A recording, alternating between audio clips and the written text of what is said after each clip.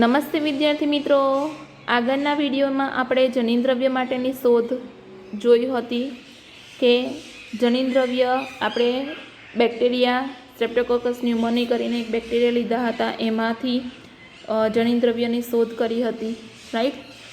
આજે આપણે થોડું આગળ જોઈશું જનિનદ્રવ્ય ડીએનએ છે કે નહીં જનિનદ્રવ્ય તરીકે, કેમ કે જનિનદ્રવ્ય માટેની શોધ જોઈ એની અંદર બહુ બધા ઓપ્શન હતા કે આરએનએ જનિનદ્રવ્ય તરીકે હોઈ શકે, પ્રોટીન પણ હોઈ શકે, પરંતુ ડીએનએ જનિનદ્રવ્ય છે એ ડીએનએ જ જનિનદ્રવ્ય તરીકે છે એ સાબિત કરવા માટે આપણે એક પ્રેક્ટિકલ અહીંયા જોઈશું જેનું નામ છે હર્શી અને ચેઝનો પ્રયોગ. કે ડીએનએ આનુવંશિક દ્રવ્ય છે તેના વિશે સ્પષ્ટ માહિતી હર્શી અને ચેઝ, આલ્ફ્રેડ હર્શી અને માર્થા ચેઝ 1952માં જે પ્રયોગ કર્યો એના પરથી એ માહિતી પ્રાપ્ત થઈ હતી કે ડીએનએ જનિનદ્રવ્ય તરીકે હોય છે. તો એ વાયરસ પર પણ કાર્ય કર્યું કે જે બેક્ટેરિયાને ચેપગ્રસ્ત કરે છે, જેને બેક્ટેરિયોફેજ કહે છે, કે એમણે એક વાયરસ પર પણ કાર્ય કર્યું જે બેક્ટેરિયાને ચેપ લગાડે છે, રાઈટ. બેક્ટેરિયોફેજ એ બેક્ટેરિયા સાથે ચોંટે છે. બીજું કે બેક્ટેરિયોફેજ એ અહીંયા એક વાયરસ તરીકે છે, પરંતુ તમે 11મા ચેપ્ટરની અંદર ભણશો ત્યારે એક તમે વાહકણુ તરીકે એને સમજશો કે જ્યારે પણ બેક્ટેરિયાને બેક્ટેરિયોફેજનો ચેપ લાગે છે ત્યારે પોતાનું જનિનદ્રવ્ય બેક્ટેરિયામાં દાખલ કરે છે. બેક્ટેરિયલ કોષ એ વાયરસના આનુવંશિક દ્રવ્યને પોતાનું સમજી લે છે અને એનાથી આગળ જતા અનેક વાયરસના કણોનું નિર્માણ કરે છે. કે જ્યારે પણ બેક્ટેરિયા પર બેક્ટેરિયોફેજનો ચેપ લાગે ત્યારે પોતાનું જનિનદ્રવ્ય બેક્ટેરિયામાં દાખલ થાય છે અને બેક્ટેરિયાના કોષને એમ થાય કે આ વાયરસનું જે જનીન છે એ પોતાનું જનીન છે અને એ સમજીને પોતે વાયરસના નવા કણોનું નિર્માણ કરે છે. બેક્ટેરિયામાં વાયરસમાંથી પ્રોટીન અથવા તો ડીએનએ પ્રવેશે તે શોધવા માટે હર્શી અને ચેઝે પ્રયત્નો કર્યા કે બેક્ટેરિયામાં બેક્ટેરિયોફેજમાંથી એટલે કે વાયરસમાંથી પ્રોટીન પ્રવેશે છે કે ડીએનએ પ્રવેશે છે.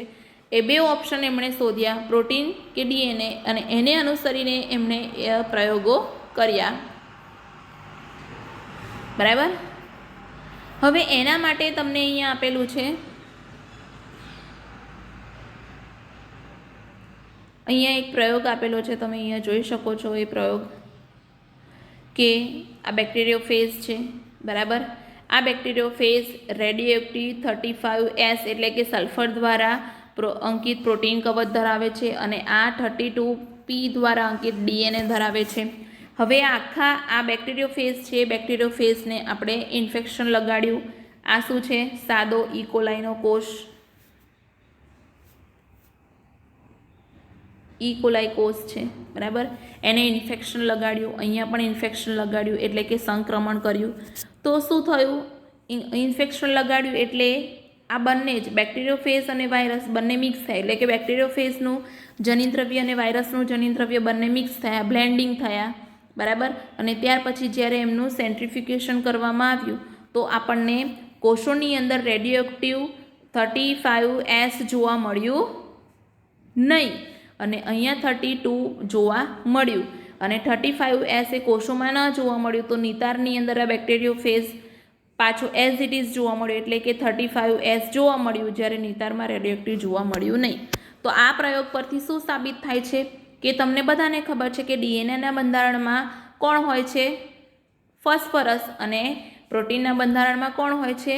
સલ્ફર, એટલે કે ડાયસલ્ફાઇડ બંધ દ્વારા પોલીપેપ્ટાઇડ શૃંખલા એકબીજા સાથે ડાયસલ્ફાઇડ બંધ દ્વારા જોડાય છે. તો એટલા માટે અહીંયા ડીએનએ નથી, અહીંયા કેવું કવચ હતું? અહીંયા ડીએનએ યુક્ત કવચ નહોતું, પ્રોટીનવાળું હતું, અને અહીંયા ડીએનએ યુક્ત કવચ હતું. તો અહીંયા પ્રોટીનવાળું કવચ છે જે પ્રોટીનવાળું કવચ છે, પ્રોટીનવાળું આનુવંશિક દ્રવ્ય છે, એટલા માટે તે બેક્ટેરિયાના આનુવંશિક દ્રવ્ય સાથે સંમિશ્રિત નથી થઈ શકતું. એટલા માટે એમના કોષોમાં 35S રેડિયોએક્ટિવ જોવા મળતું નથી, એ નિતારમાં પાછું મળે છે. જ્યારે અહીંયા પ્રક્રિયાને અંતે કોષોમાં રેડિયોએક્ટિવ 32 ફોસ્ફરસ જોવા મળે છે. કેમ કે તે બેક્ટેરિયાના જનિનદ્રવ્ય સાથે સંમિશ્રિત થયું અને નિતારમાં એ રેડિયોએક્ટિવ જોવા મળ્યું નહીં. એકદમ સરળ પ્રેક્ટિકલ છે, જોઈએ. તેઓએ કોણે? હર્શી અને ચેઝે કેટલાક વાયરસને રેડિયોએક્ટિવ ફોસ્ફરસયુક્ત માધ્યમમાં ઉછેર્યા અને કેટલાકને સલ્ફરયુક્ત માધ્યમમાં ઉછેર્યા. જે આપણે જોયું, જે વાયરસનો રેડિયોએક્ટિવ ફોસ્ફરસયુક્ત માધ્યમમાં ઉછેર્યો હતો તેમાં રેડિયોએક્ટિવ ડીએનએ જોવા મળ્યું, અને જે પ્રોટીનયુક્ત માધ્યમ પ્રોટીન ન હતું પરંતુ રેડિયોએક્ટિવ પ્રોટીન ન હતું. ફરીથી કે જે વાયરસનો રેડિયોએક્ટિવ ફોસ્ફરસયુક્ત માધ્યમમાં જ ઉછેર્યો હતો તેમાં રેડિયોએક્ટિવ ડીએનએ જોવા મળ્યું, તેમાં એટલે કોષોમાં રેડિયોએક્ટિવ પ્રોટીન જોવા મળ્યું નહીં. કેમ? એનું કારણ સ્પષ્ટ આપેલું છે કે ડીએનએમાં ફોસ્ફરસ હોય છે પરંતુ પ્રોટીન હોતું નથી. એનાથી ઉલટું કે જો વાયરસને સલ્ફરયુક્ત માધ્યમમાં ઉછેરીએ તો તેમાં રેડિયોએક્ટિવ પ્રોટીન હતું. સલ્ફરયુક્ત માધ્યમમાં જોવા મળીએ તો રેડિયોએક્ટિવ પ્રોટીન હતું પરંતુ રેડિયોએક્ટિવ ડીએનએ નહોતું. કેમ? કેમ કે ડીએનએ સલ્ફર ધરાવતું નથી. મેં તમને પહેલાં જ કહ્યું કે ડીએનએમાં ફોસ્ફરસ હોય છે અને પ્રોટીનમાં સલ્ફર હોય છે. એટલે જ્યારે જે બેક્ટેરિયાને સલ્ફરનો ચેપ લગાડીએ છીએ ત્યારે એમના કોષોમાં સલ્ફર જોવા મળતો નથી, એટલે કે બેક્ટેરિયાના આનુવંશિક દ્રવ્ય એ સંમિશ્રિત થતું નથી. એટલા માટે એના નિતારમાં રેડિયોએક્ટિવ જોવા મળે છે. કારણ કે આનુવંશિક દ્રવ્યની અંદર ડીએનએ હોય છે, પ્રોટીન નહીં.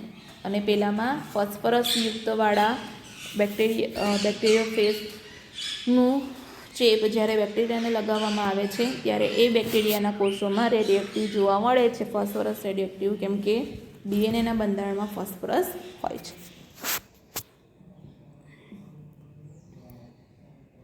રેડિયોએક્ટિવ ફેજને ઇકોલાઈ બેક્ટેરિયા સાથે ચોંટવા દેવામાં આવ્યા. ત્યાર પછી તેમને સંક્રમણ એટલે કે ઇન્ફેક્શન આગળ વધે છે. બ્લેન્ડરમાં હલાવવાથી વાયરસનું આવરણ બેક્ટેરિયામાંથી અલગ થઈ જાય છે. વાયરસનું જે આવરણ છે બેક્ટેરિયામાંથી અલગ થઈ જાય છે બ્લેન્ડિંગ કરીએ એટલે. અને સેન્ટ્રીફ્યુગેશનમાં ફેરવવાથી વાયરસના કણોને બેક્ટેરિયામાંથી દૂર કરી શકાય છે. તો જો સલ્ફરયુક્ત મીડિયમ હશે તો વાયરસના કણો બેક્ટેરિયામાંથી દૂર થઈ જાય છે, એટલે કે નિતારની અંદર એ મળે છે. અને જો ફોસ્ફરસ હશે તો બેક્ટેરિયલ કોષોમાં જ એ ફોસ્ફરસ સંમિશ્રિત થઈ જાય છે. તો જે બેક્ટેરિયા રેડિયોએક્ટિવ ડીએનએવાળા વાયરસથી સંક્રમિત થયા હતા, અહીંયા તમને તારણ આપેલું છે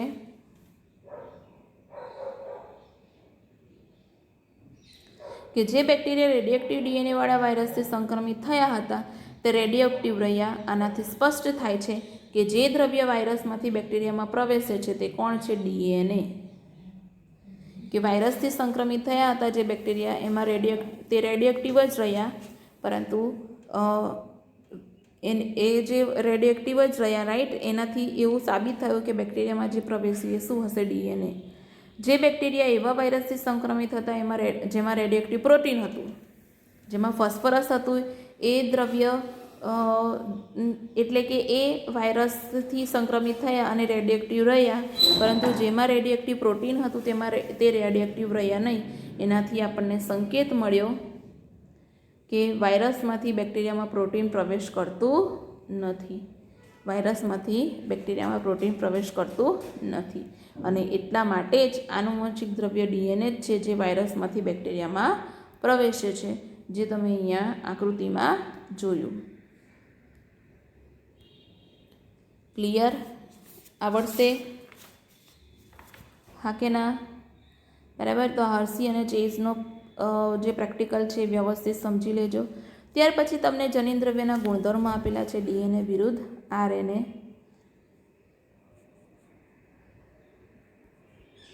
કે ડીએનએ તો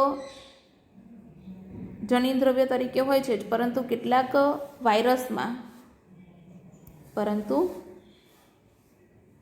કેટલાક વાયરસમાં આરએનએ જનીનદ્રવ્ય છે, જેમ કે tobacco mosaic virus, Q B bacteriophage, right. શા માટે ડીએનએ પૂર્ણ પ્રભાવી આનુવંશિક દ્રવ્ય છે, જ્યારે આરએનએ સંદેશાવાહક અને અનુકૂલનકારક જેવા સક્રિય કાર્ય કરે છે? તે બંને ન્યુક્લિક એસિડ અણુઓની રાસાયણિક સંરચનામાં ભેદ આપવાના છે. એટલે કે ડીએનએ પૂર્ણ પ્રભાવી આનુવંશિક દ્રવ્ય કેમ છે? આરએનએ પણ છે જ ને, તો આરએનએ કેમ નથી ને ડીએનએ કેમ છે? એના માટે અહીંયા તમને સમજાવેલું છે ભેદ. કે અહીંયા તમને ડીએનએ અને આરએનએ આનુવંશિક દ્રવ્ય તરીકે કેમ બંને માંથી ડીએનએ પ્રભાવિત છે. અહીંયા આપેલું છે એનું કારણ કે તે ડીએનએ પોતાના જેવી જ પ્રતિકૃતિ બનાવવા સક્ષમ હોવો જોઈએ. તે રાસાયણિક રીતે અને રચનાત્મક રીતે સ્થાયી હોવું જોઈએ. ઉદ્વિકાસીય રીતે તેમાં ધીમા ફેરફારો પ્રેરાય એવી તક પૂરી પાડી શકે તેવું હોવું જોઈએ. અને ચોથું કે મેન્ડેલના લક્ષણોના રૂપમાં તે પોતાની જાતે અભિવ્યક્ત થઈ શકતું હોવું જોઈએ. તો આ 4 લક્ષણો ફક્ત ને ફક્ત ડીએનએમાં હોવાથી ડીએનએ જ આનુવંશિક દ્રવ્ય તરીકે અહીંયા સાબિત થાય છે. બીજું કે ન્યુક્લિક એસિડ તરીકે ડીએનએ અને આરએનએ બંને છે અને બંનેમાં દ્વિકૃત એટલે કે ડુપ્લિકેશન થવાની ક્ષમતા છે. કે બંને ન્યુક્લિક એસિડ ડીએનએ આરએનએ એ દ્વિકૃત થવાની ક્ષમતા ધરાવે છે. બરાબર. તમને ત્યાર પછી દ્વિકૃત એટલે કે રેપ્લિકેશનની પ્રક્રિયા જ આપેલી છે. આનુવંશિક પદાર્થ એટલો સ્થાયી હોવો જોઈએ કે જીવનચક્રની વિવિધ અવસ્થાઓ, ઉંમર અથવા તો શરીરની કોઈપણ શારીરિક ક્રિયામાં પરિવર્તન થાય તે છતાં પણ તેમનામાં પરિવર્તન થવું જોઈએ નહીં. એટલો સ્ટ્રોંગ હોવો જોઈએ આનુવંશિક પદાર્થ. આનુવંશિક દ્રવ્યનું સ્થાયીપણું એ જનીન દ્રવ્યનો એકમાત્ર ગુણધર્મ છે. કે આનુવંશિક દ્રવ્ય કેવી રીતે સ્થાયી થાય છે એનો ગુણધર્મ છે, જે આપણે ગ્રિફિથના રૂપાંતરણના પ્રયોગથી સ્પષ્ટ કર્યું, જેમાં ગરમીથી બેક્ટેરિયા મૃત્યુ થઈ જાય છે પરંતુ આનુવંશિક દ્રવ્યના કેટલાક ગુણધર્મો નષ્ટ થતા નથી. બરાબર. એ આપણે ગ્રિફિથના રૂપાંતરણ પ્રયોગમાં જોયું હતું. બીજું કે ડીએનએની બંને શૃંખલાઓ કેવી છે? એકબીજાને પૂરક હોય છે. જ્યારે ગરમીથી બંને શૃંખલાઓને અલગ કરવામાં આવે ત્યારે યોગ્ય પરિસ્થિતિ મળે ત્યારે તે એકબીજા સાથે જોડાઈ પણ જાય છે. કે ડીએનએની શૃંખલાને અલગ કરીએ તો એ અનુકૂળ વાતાવરણમાં જોડાઈ પણ જાય છે. બીજું કે આરએનએના પ્રત્યેક ન્યુક્લિયોટાઇડ પર 2' પ્રતિક્રિયાશીલ સમૂહ જોવા મળે છે, જે આરએનએને અસ્થિર અથવા તો સરળતાથી વિઘટિત થાય તેવું બનાવે છે. કે ડીએનએ તો સ્થિર જ હોય છે, જ્યારે આરએનએમાં પ્રત્યેક ન્યુક્લિયોટાઇડ પર 2' ક્રિયાશીલ સમૂહ હોય છે, જે આરએનએને અસ્થિર બનાવવા માટે જવાબદાર હોય છે. કેટલીક વખત આરએનએ ઉદ્દીપકીય રીતે પણ ઓળખવામાં આવે છે. રાઈટ. આમ આરએનએની સાપેક્ષે ડીએનએ રાસાયણિક રીતે ઓછો સક્રિય અને રચનાત્મક દ્રષ્ટિએ વધુ સ્થાયી હોય છે. ડીએનએ અને આરએનએની અહીંયા કમ્પેરિઝન થઈ ગઈ છે.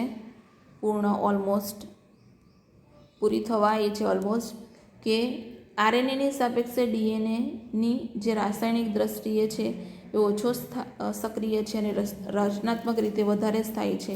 અને એટલા માટે જ બંને ન્યુક્લિક એસિડમાંથી ડીએનએ વધુ સારો આનુવંશિક દ્રવ્ય છે. બરાબર. તમારે થોડું યાદ રાખવાનું, એકદમ ઇઝી છે, સરળતાથી યાદ રહી જ જશે.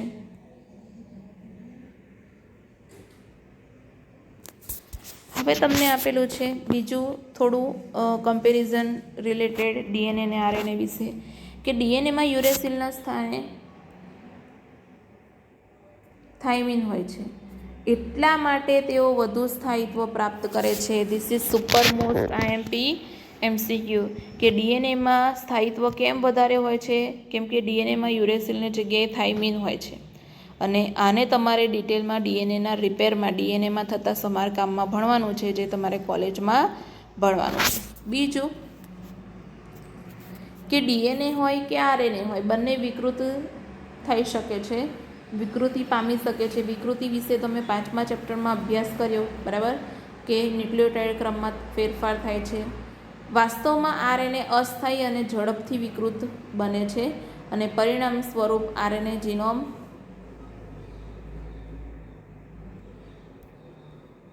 કે ડીએનએ અને આરએનએ બંને વિકૃત પામી શકે છે, પરંતુ આરએનએ અસ્થાયી અને ઝડપી વિકૃત પામે છે. પરિણામે આરએનએ જીનોમ અને ટૂંકી જીવન અવધિ ધરાવતા વાયરસ ઝડપથી વિકાસ અને વિકૃતિ પામી શકે છે. કેમ અહીંયા વાયરસની વાત કરી છે? કેમ કે આ વાયરસમાં આરએનએ જનીન દ્રવ્ય તરીકે હોય છે.